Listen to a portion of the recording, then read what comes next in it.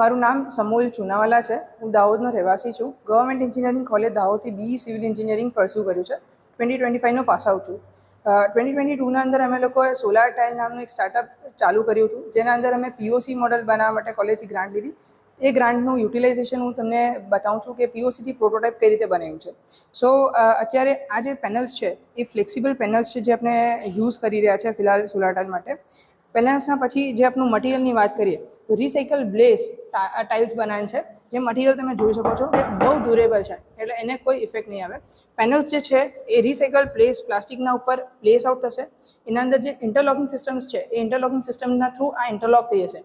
જ્યારે ફ્યુચરમાં એને રિપ્લેસ કરવાના આવે તો ઇન્ટરલોકિંગ ડેમેજ કરી તોડીને આ પેનલ્સને ઉઠાઈ નવી પેનલ્સ રિપ્લેસ કરી શકે એ રીતે સ્ટ્રક્ચર બનાવ્યું છે. અત્યારે 3D પ્રિન્ટિંગની વાત કરીએ કે ડિઝાઇન્સ જે છે એ 3D પ્રિન્ટિંગ થ્રુ અમે લોકોએ ચેક કરી છે.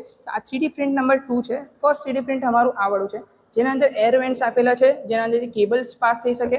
એના અંદર કનેક્શન્સ માટે આપેલું છે અને જંક્શન બોક્સ જે છે એ અહીંથી આપ્યું છે. તે પછી આ 3D પ્રિન્ટને રિવાઇઝ કરીને એને વધારે એડવાન્સ કરીએ. એના અંદર ઇન્ટરલોકિંગ સિસ્ટમ ડિઝાઇન કરી છે, પેનલ ઇનપુટ કરેલી છે, તમે જોઈ શકો છો ફ્લેટ સરફેસ છે, કનેક્ટર્સ જોઈન કર્યા છે, એના લોક કરેલી છે.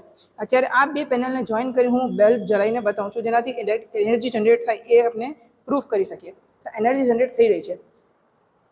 તે પછી અગર આની ડ્યુરેબિલિટીની વાત કરીએ તો આપણે પાણીનું વોટર ટેસ્ટ કરવાની વાત કરીએ તો પાણી આપણે અહીંયા નાખી રહ્યા છે, સેમ એસ અહીંયા બી નાખી રહ્યા છે.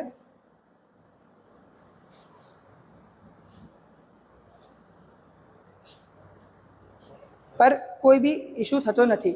એટલે આ પાણીને હું ટચ બી કરીને બતાવી શકું છું કે ઇલેક્ટ્રિસિટીનો કોઈને ડેમેજ નહીં, કોઈ ખતરો નહીં. ગ્લાસ પેનલના કમ્પેરિઝનના અંદર આ વધારે સેફ સ્ટ્રક્ચર છે જે આપણે યુઝ કરી શકીએ છીએ.